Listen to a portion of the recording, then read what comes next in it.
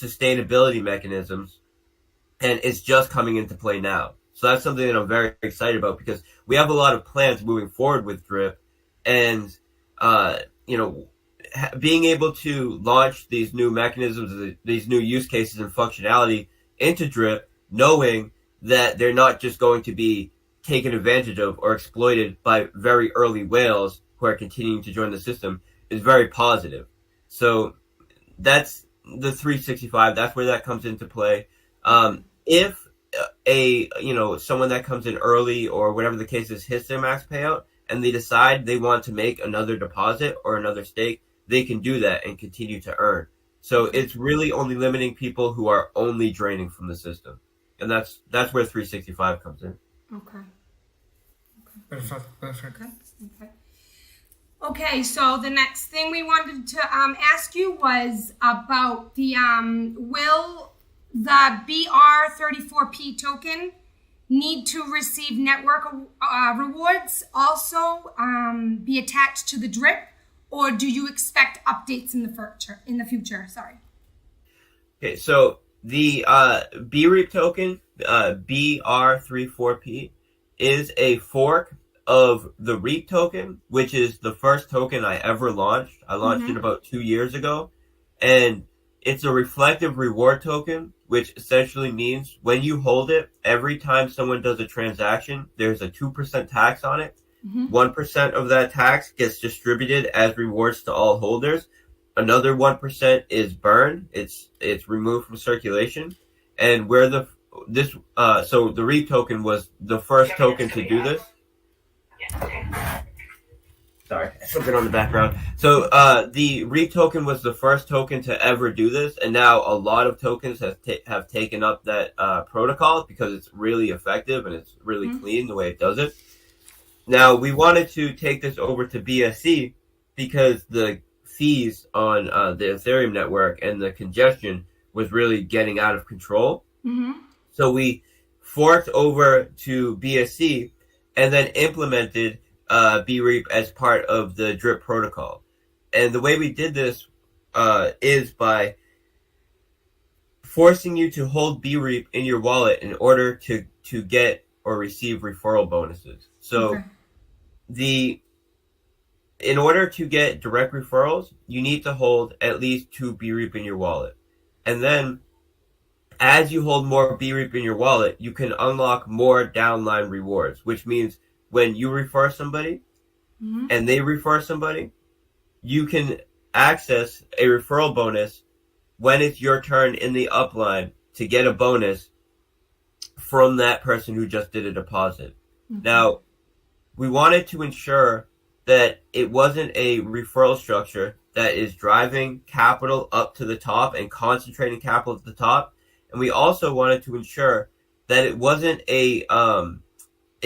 using the same kind of model as a multi-level referral structure where multiple people are getting a reward for one positive action.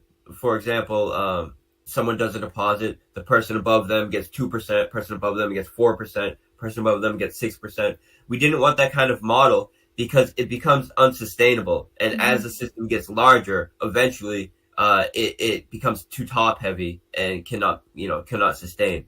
So the way that we implemented our reward protocol is that only one person gets a reward whenever anybody does a deposit or compound, and who gets that reward is dependent on the amount of BREAP you hold and where you are in the upline from the person that does the deposit.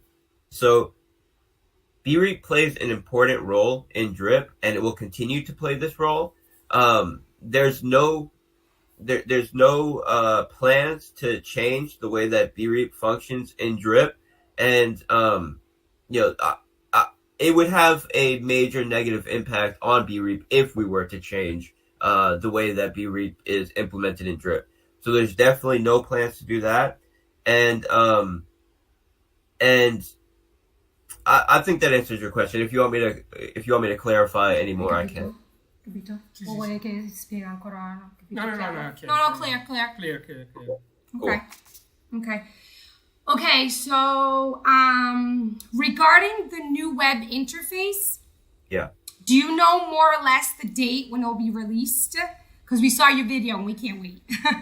Yeah. So right now Mm-hmm. we are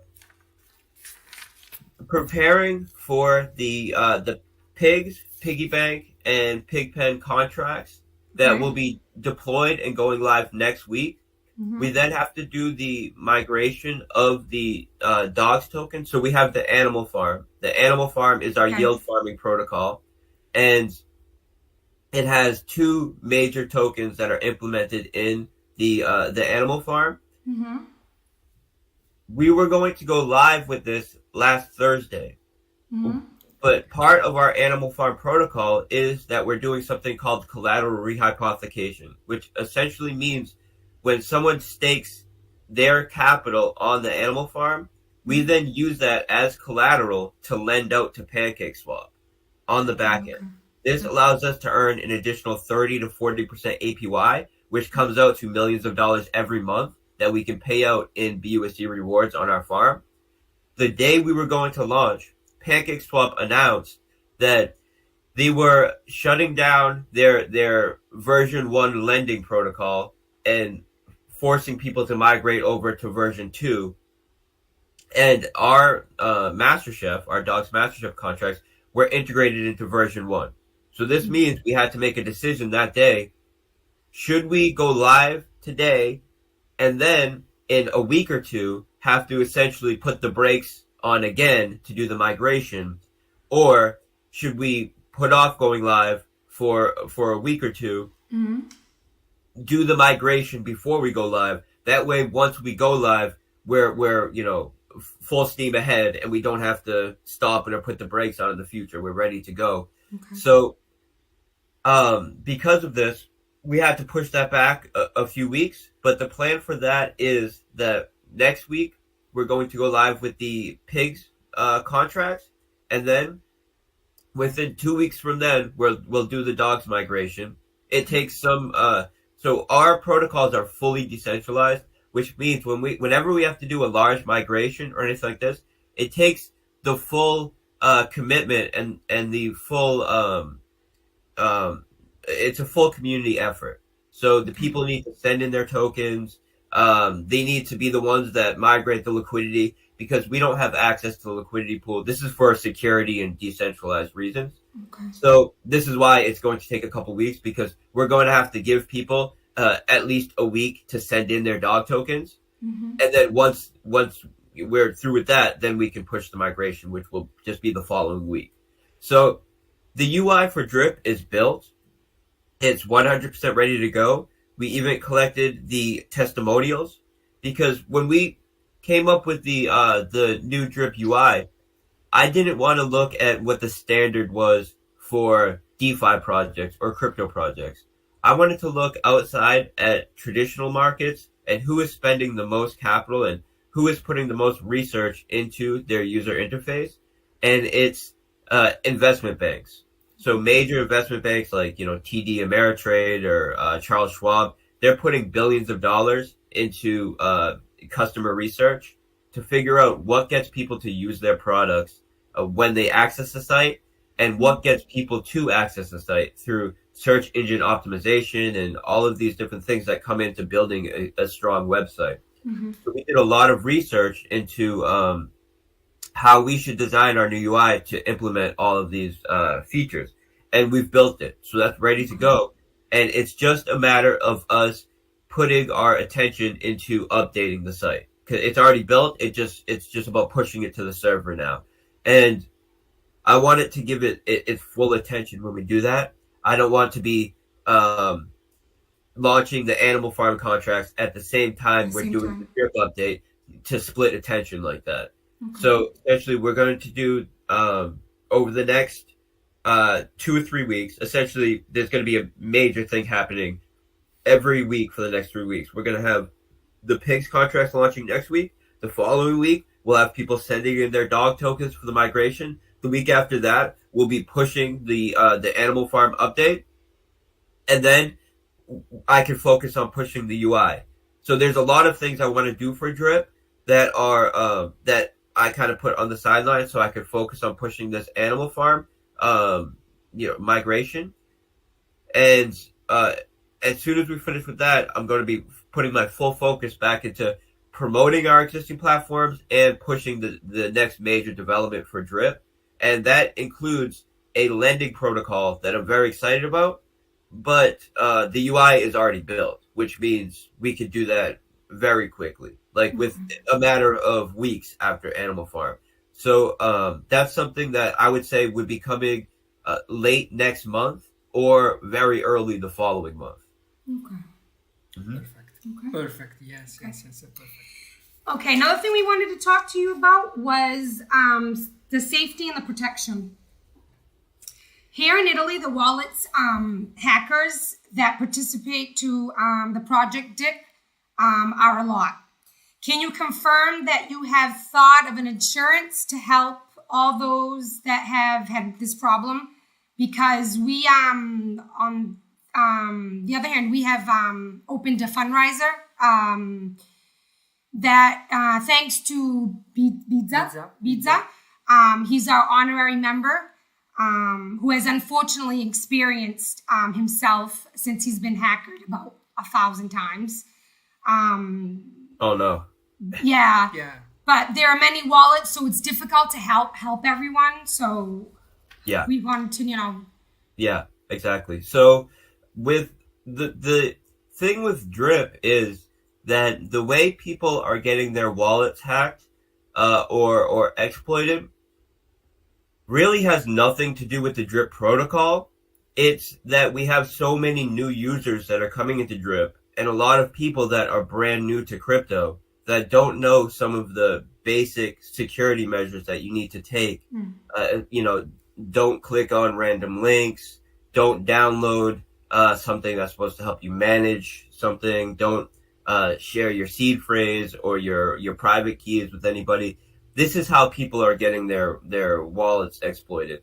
And it's happening in Drip. It's happening in all projects, but one of the reasons it's happening to people in Drip is because Drip is such a very large project. Last year, it was the largest growing protocol on all of Binance Smart Chain for something like 8 months out of the whole year. So there's so many users, and the people that are trying to take advantage of that know this. They know there's a lot of new users in here, so they're DMing everyone. They're trying to take advantage of people. And I'm glad to hear that you guys are doing a fundraiser. And if you want to share the details with me, I could help with that and I could donate to that.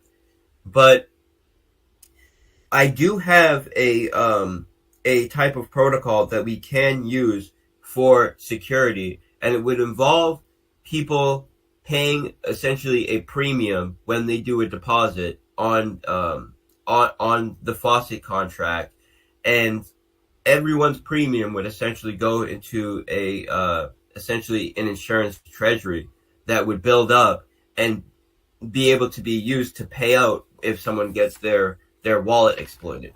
So essentially people pay a premium, which is a small percentage of the Drip that would be paid out to them every day, goes into this treasury, and then is used to remedy people that have got their wallets hacked, if they paid the premium. So it would be an optional thing that you pay into. It would give you this protection. And this is definitely something that's possible to do. And it's something that I'm interested in doing. The major issue with it is a customer service issue.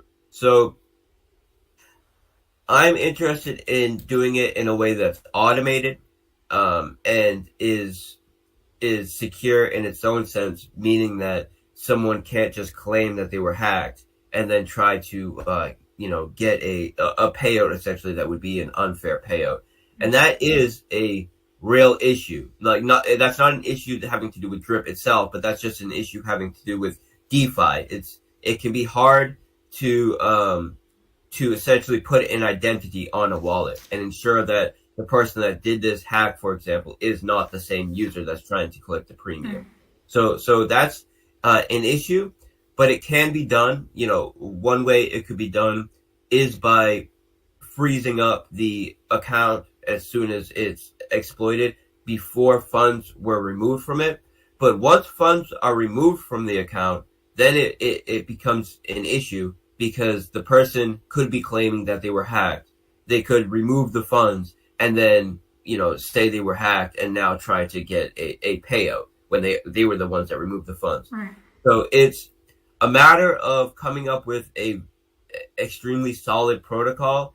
And it would have, really the only way that it would work is the people would need to report that their wallet was hacked before a significant amount of capital was removed from the system, or the capital that was removed from the system wouldn't be able to be insured, but potentially their capital or their ROI moving forward could be insured. So essentially, if they had available funds, if those available funds were removed from the hacker, and then they were able, the person who was hacked was able to prove that this is my account, the account was hacked, we could then freeze that account, and then any future ROI that would be paid to this account could be paid to a sister account that would be under a different private key. So the hacker wouldn't have access to this. So I see ways that it's possible, but it's, you know, it would be a intensive development, and it would take a lot of thinking about how to do it properly, you know, to ensure that it's not exploitable. So it's something that I'm definitely interested in. You know, I tell people the major use cases that I'm interested in DeFi is lending, insurance, gaming, and privacy. Those are the four that I'm interested in. And I'm not just interested in providing insurance for a drip. I'm interested in providing insurance for all DeFi projects that are insurable.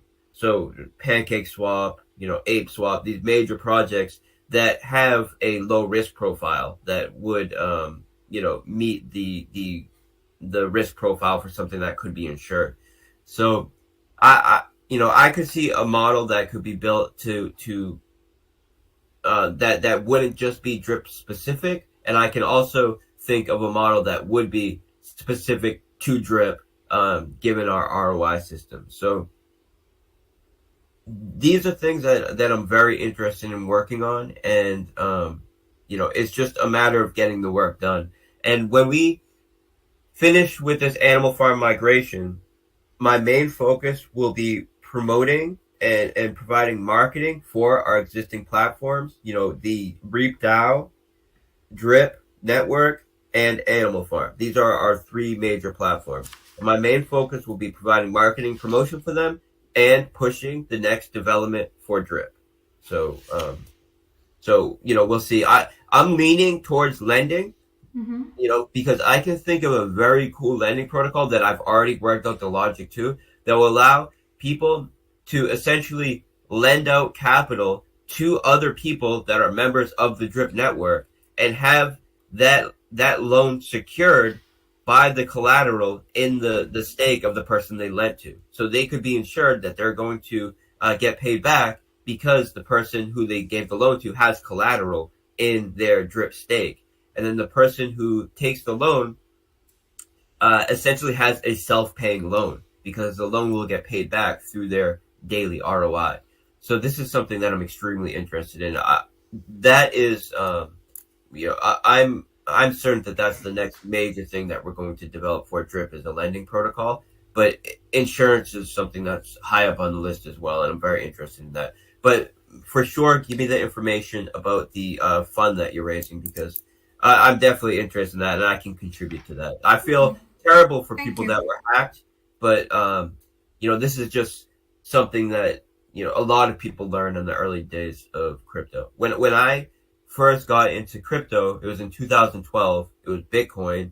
I bought some Bitcoin. So a buddy of mine was running a sports book, basically sports gambling, and this was in the early days before it was in a gray area in the U.S. whether it was legal or not. It was legal in some states, not legal in other states, kind of like this.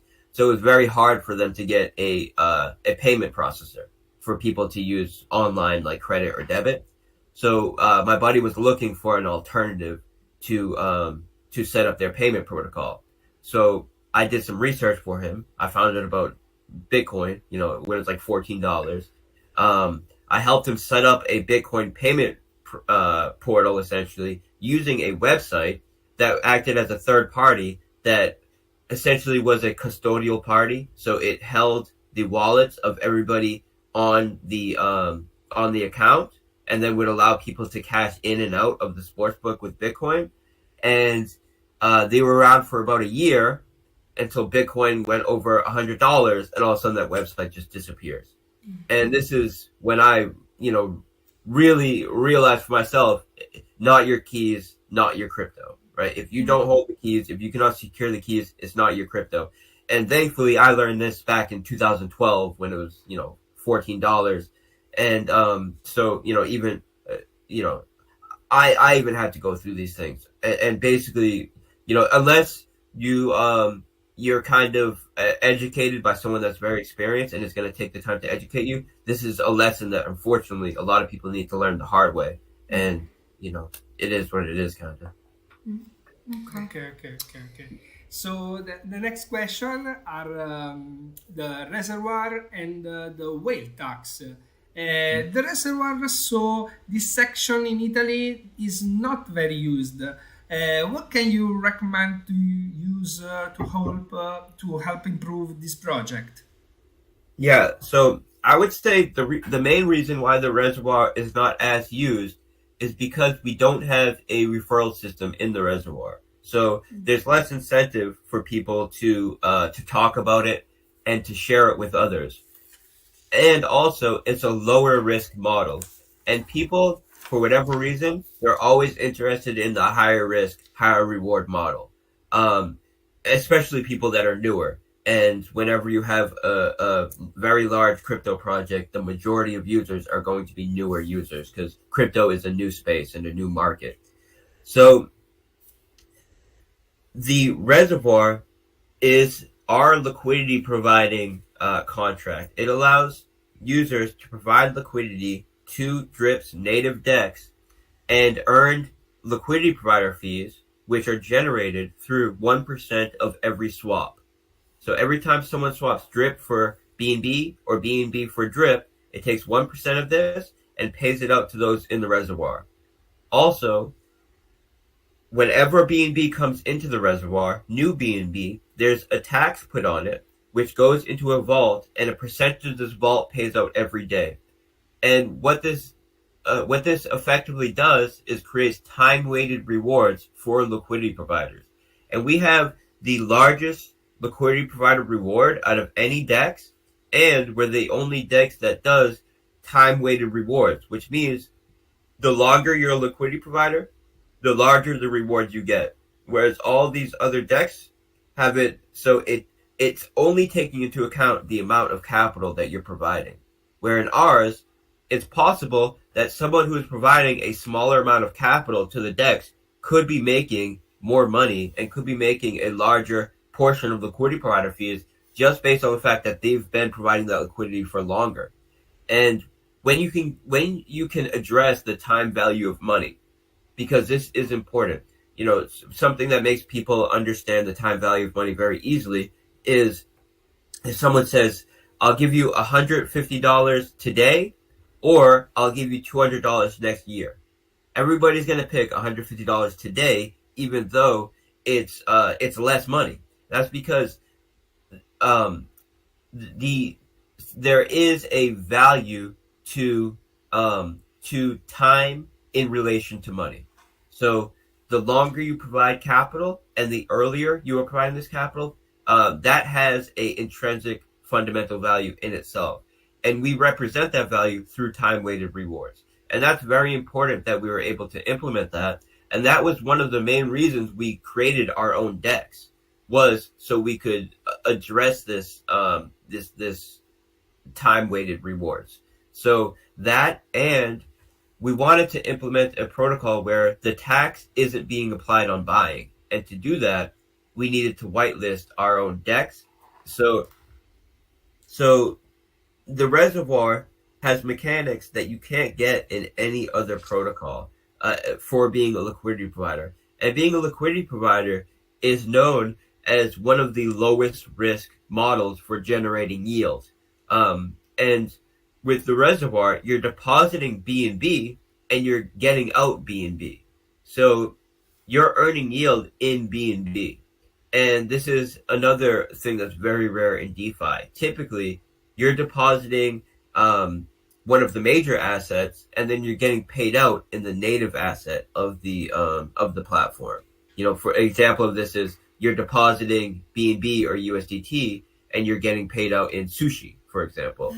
And we have developed a system in Reservoir that allows you to deposit BNB and get paid out in BNB. So how we get more people to use it is just by further educating people that this is a lower risk model, and there is value in diversifying through higher risk and lower risk. You don't want to be only in higher risk, higher reward models, especially if you're depositing larger amounts of capital.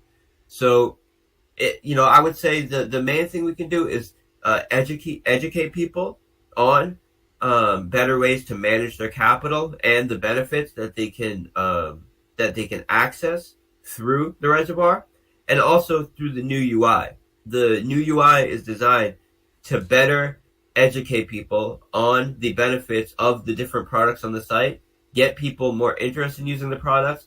The testimonials should help with that. Mm-hmm. A cleaner UI that just makes it easier to understand, easier to use. So these are things that have largely already been done, and it's just a matter of putting our focus back on Drip to really push it. And Drip is to me one of the most important products, if not the most important product that we launch.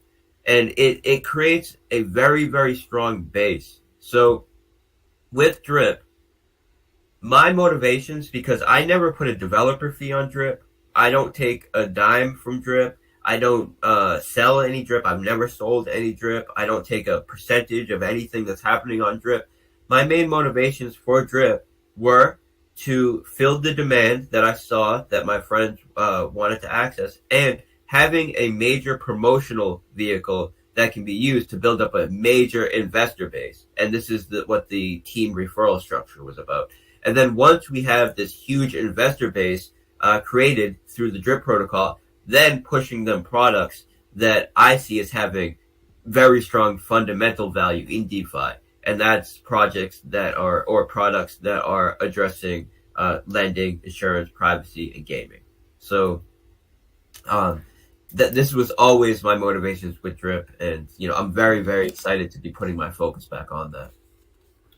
Okay. And sorry, Forex, but Drip now has a stable of $13. Forecast on the year-end the price? Well, I've never given price predictions, and if I had given price predictions, I saw very early on people were saying, "Can we hit $10? Can we hit $10?" Go like celebrating so much when we hit $10. So if I was to give price predictions, I wouldn't have. I've always been very confident, but I'm also very, I'm conservative. So there's no way I would be able to predict that Drip would have been, the fastest growing protocol in all of BSC for a whole year and all of these things. So, what I would say is right now we're in a period where for the past, I would say 4 months, we really haven't put much focus on Drip itself. We've been building these exterior contracts which add value to Drip, but they add value to Drip kind of over the long term. They're not directly focused on Drip, but they're doing things like incentivizing people to add liquidity to Drip, like the Drip BUSD liquidity pool or farm on an animal farm, like the Drip Garden, and these various protocols that we built that support Drip, but aren't putting the full focus on Drip. And because of this, we've had the attention from the drip community drive capital into these other supporting contracts and supporting projects. But and this, along with the whole market taking a major correction, because the whole market is down quite significantly, like around 50%. If you do an average of all the major assets, the whole market's down about 50%. So when you take the fact that the whole market's down, and then DeFi in general is more volatile. So when the market's going up, DeFi goes up even more. And when the market goes down, DeFi goes down even more. So when you account for this, when you account for the fact that we're at the end of the year where a lot of the sustainability protocols haven't kicked in yet, the max payouts hasn't kicked in yet. They just started kicking in less than a week from now. So we had those very early whales, the people that got into the pre-sale, the people that got in on day one in the first week, etc. We're still draining the protocol. Now they're hitting their max payout, so they're no longer going to be able to drain the system. Every day that goes by now, another massive whale will be hitting their max payout every single day. The market, I feel very good about the market as a whole now. I think that we've essentially bottomed out. I believe Bitcoin is going to be hitting the around 150,000 mark on the next major move up, and I think we've basically bottomed out here at these levels. So I feel very good about the market as a whole. Our max payout is starting to kick in, and we're about to put major focus back onto Drip as far as the UI and our next major development. I have PancakeSwap, I have Chainlink, I have a major platform that just reached out a couple of days ago that I have a meeting with when I get off of this interview. And the meeting that I'll be talking about there is lending single assets to them, like how we're lending our LP tokens to PancakeSwap, so we can earn yield on that. And the meeting is not just about earning yield on the animal farm single assets, but also potentially on Drip, which will be massive because that will be a ton of capital and additional yield we'll be able to generate on Drip that we're not generating now, that we can use to support the price, create additional dividends, maybe an additional contract that pays out in BUSD or whatever the asset that we're lending to, because they pay out in their own asset. So I have to work this out with the meeting. And then, I'm very excited about this new development that we're going to do for Drip, the lending thing. And then we have the scratch ticket model, which is something that is already built essentially, and we just need to have time to push it. And that's also something that I'm extremely excited about. So I think that there's no better time to buy Drip than right now. Even better than, buying Drip, say 6 months ago, or just because right now Drip has proven itself. I would say the first year was the hardest year for Drip because a lot of the sustainability mechanisms haven't kicked in yet. And all these other protocols lasted weeks, sometimes not even a week. The longest ones lasted a month or two. There were a lot of people saying, well, let's see what happens after 3 months. Because if you're earning 1% a day, after 3 months, you're at 90%. Once people break even, they're just going to be withdrawing. A lot of people said these things. And we've really proven ourselves. And we've proven that we're a sustainable protocol that continue to operate at a high level. So, I would say there's no better time to invest in Drip than right now, with a level of confidence that you could never have had, at any time before this. So, I see Drip outperforming everything that we've done in the past, like to a degree that's not even, not even recognizable to anything in crypto. I think that this lending protocol that we're going to bring in will be the largest thing in crypto. The first truly peer-to-peer lending protocol. That's going to be huge, right? I really believe this will be the biggest thing in crypto, and it's going to be tied directly into Drip. So I think what we've done so far, as far as price movement, is nothing compared to what we're about to do. Okay. Well, excuse me. Animal farm, garden, piggy banks, dog token. Those are a lot of projects around Drip. Yeah. we can only say simply thank you. Thank you. And us My in pleasure. Crypto Italian system believe in this deeply. And we are convinced that in Italy, the ecosystem drip has a lot of room to grow. Thank And you. we are waiting for the future. Thank you. Yeah, I would say that yes, there are a lot of contracts. I would say that moving forward, I have no interest in creating additional tokens.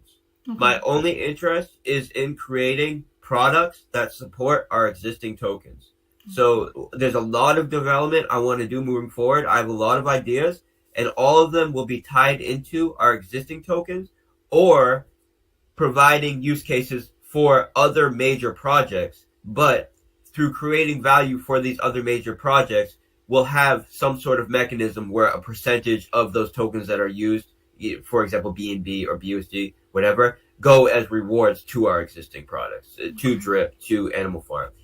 So that's where my attention is, and there's a lot of things to be excited about moving forward, and I thank you for the support. I'm very interested in doing more outreach to other communities. When I look at our user base, it's very heavily populated in the U.S. The last time I looked at who's accessing our site, it's over 80% U.S. And I know it's a very big world, so I'm very interested in doing outreach outside of the U.S. Good. So I appreciate this opportunity very much. Good. Thank you. Good. Great.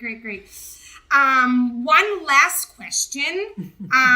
We wanted to talk about partnership. Mm-hmm. We heard about the Coinbase. Do you confirm that? Yeah, well, Coinbase reached out because they want us to utilize their wallet. So Coinbase has a specific wallet, and we're in communications with them now.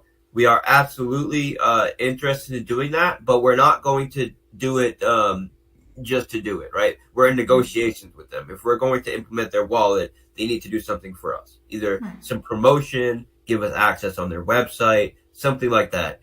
And we're in negotiations with them. Okay. They're the ones that contacted us, just like PancakeSwaps who contacted us, Chainlinks who's contacted us. We are reaching out, but I think that it should give people more confidence in the fact that a lot of these projects have reached out to us, not the other way around. So they're the ones that are interested as much as we are. And, so there are a few major partnerships that are in the works. There is BetFury reached out to us, and they want to develop a game for Drip on their website and also allow people to utilize Drip to play games on their website and earn BetFury for doing so. There's Chainlink who reached out to us, and they wanted us to do pricing. So essentially, they were asking how are we essentially what oracle are we using to get the price of Drip to display on our website? And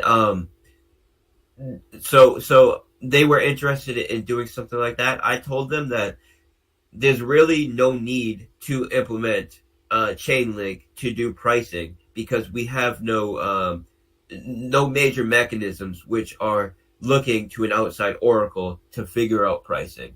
But I was interested in, of course, partnering with Chainlink. So I told them, let me just come up with something that's a lot more interesting, something that we can all get more excited about promoting, and something that will really get you interested about it.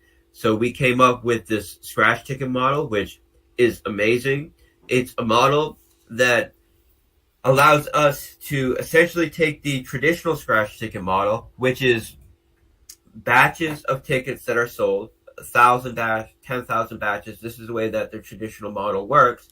And when these tickets are sold, there's a predefined number of winners, one jackpot, 5 tier 2 prizes, 50 tier 3 prizes, so on and so forth. And this is how they're able to be, such a successful business model, because they're able to pre-map out how much they'll be paying out, how much their tickets will be sold for, And of course, scratch tickets, they have no issue selling out their tickets. Now, this is an extremely successful model that no one has brought to crypto yet. So I was interested in implementing it, but my interest was not so much how can we set up a lottery, because I want to also attract serious investors, not just people that want to gamble on a scratch ticket, essentially. So we came up with a type of NFT model where each ticket is represented by an NFT.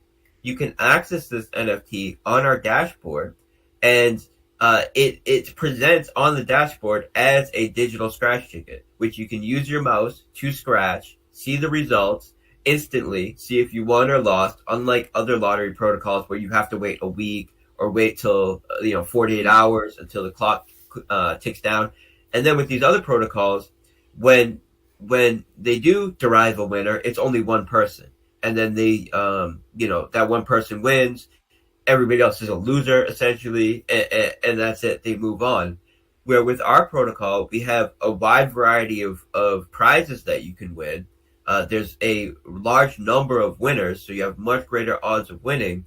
And also, we're utilizing Chainlink to do provable, verifiable, trustless randomness. So a lot of these other protocols, basically all of them, are using on-chain values to derive who the winner is. And when you do this, and this is why most of their contracts are unverified. The reason why they're unverified is because if you can determine what values they're using to derive the winner, you can then reverse engineer that, create a bot which essentially operates in a sandbox, looks at the values and determines what does it need to do to influence the system to increase its probability of being a winner. And I've done studies on other lottery projects and was able to create a bot that gave me a plus 80% chance of winning the jackpot, which is only one jackpot, every single day, every single time. And if the so essentially the way it worked was it would look to see if I buy 10 or less tickets, will one of these tickets be a winner? And if not, don't do the transaction to buy the tickets. And it could interact with the contract in a way that increases probability of being a winner up to 80% or more, essentially. So, and then if it wasn't going to be a winner, it wouldn't buy the ticket. So essentially, this is how the vast majority of lottery models work. They're not using true randomness, and they're extremely exploitable, and people are exploiting them, and people just don't realize. So we're implementing Chainlink's VRF service to do provable, verifiable randomness, true randomness, and this is extremely important if you're going to have some sort of game like this. Now, on top of this, we wanted to ensure that it's also extremely attractive to serious investors, not just people that want to buy scratch tickets. So the way that we implemented this is that when you buy the NFT, you can instantly scratch it, which gives instant gratification. You know if you're a winner or not. If you didn't win, you can immediately just buy another ticket, try again. Or if you win a small prize, you could use that prize to buy more tickets right away, which is something you can't do in the existing models, which is something that makes it way more attractive, way more, it gamifies it a lot more. Now, if you don't get a winning ticket, so does not win a prize, you can then stake that NFT in our staking protocol, which represents a share of the protocol itself. So you get a share of all the BNB that's used to buy the tickets. So when you have a winning ticket, when the NFT is a winner, in order to claim the jackpot or to claim your prize, you need to burn that NFT, which means that there's no double dipping. If you win the jackpot, you're also that NFT doesn't also represent a share ownership of the platform. So when you buy a ticket, you're not just gambling. you're buying a share of the platform with a chance to win a large prize. And this is something that no other protocol offers. And the way that we're utilizing it to support our existing platforms are that we're using a type of white label service where we provide the service, and then other platforms can utilize this service on their platform. And we have designers. So if, for example, when it's presented on the Animal Farm platform, we have the piggy bank scratch tickets. We have the drip scratch tickets for the drip platform, and etc. And depending on what platform the tickets are bought on, 20% of the BNB that are used to buy that ticket go towards buybacks of the token. So if the tickets are bought on the drip website, 20% of all the BNB used to buy those tickets goes towards buying drip and sending those drip to the vault to pay out rewards in the faucet contract. If those tickets are bought on Animal Farm, they're the 20% of BNB utilized there goes to buying the dog and pig token, sending them to a burn address, removing them from circulation, and we'll be providing the service to many other platforms and many other development teams for their website. We'll give them designs to match their website, and a percentage of all the tickets sold on their website, that BNB will also be used to buy our native assets, drip, dog, and pigs, and either remove them from circulation or send them to the drip vault. So this is something that we know is going to be very attractive to other platforms and other development teams. We have tons of people reaching out for them, and it's going to create a huge wave of cash flow that will be coming into our native assets. And this is another thing that's already been built. And the way we were able to build it while we have all these other things going on is I hired another dev team that built a game called Micro Pets, which is a very fun NFT game that has been very popular and has been very successful.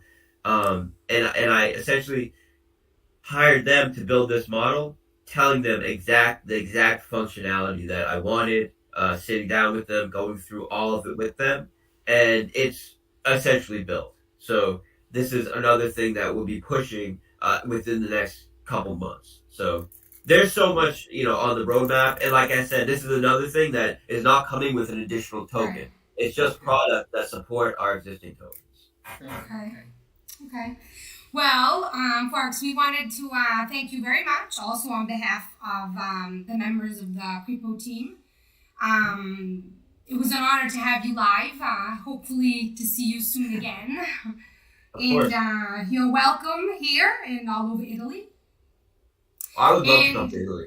You would love to come here? Yeah, I would love to. You gotta visit us then. I would love to. Okay.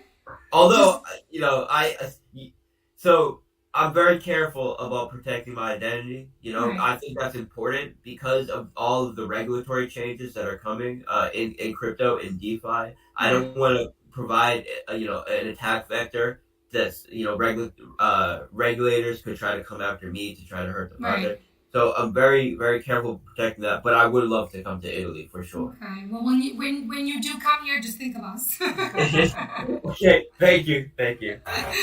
All right. So, is there anything else you want to say, Maurizio?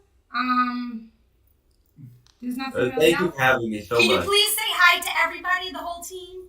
Yeah. In Italian. Ciao, ciao. Ciao. Ciao. Thank you. Ciao. And please invite me to your group. I'm not sure if I'm in your group yet, so please invite me in DMs to your group so I can be a member there. Okay. And I would love to come back. I'm always willing to make time to those who have been supportive of my projects, from the early days. And I really respect that. And thank you guys so much for the opportunity. Yeah, we do our Thank best, you. to protect and support you because we believe in it. Thank you. Okay. Thank you. All right, guys. Bye. Bye. Folks. Thanks, All right, FOREX. bye. Ciao, Have a ciao. good day. Ciao. Ciao. Wow ragazzi, wow! Che spettacolo ragazzi, grazie per aver visto questa live con Forex Shark, possiamo vantarci di essere i primi in Italia ad aver Vai. portato Forex Shark. Grandi. Grazie a tutti per aver seguito questa live. Presto arriverà la traduzione di tutto quello che ha detto Forex, perché ha detto tanto. Vi ringrazio ancora tutti e noi ci vediamo presto sul canale Cryptoitalia Support. Mi raccomando, iscrivetevi, vi ho lasciato il QR code, iscrivetevi al canale YouTube, attivate la campanellina perché presto arriveranno altre novità. Ciao a tutti! Bye.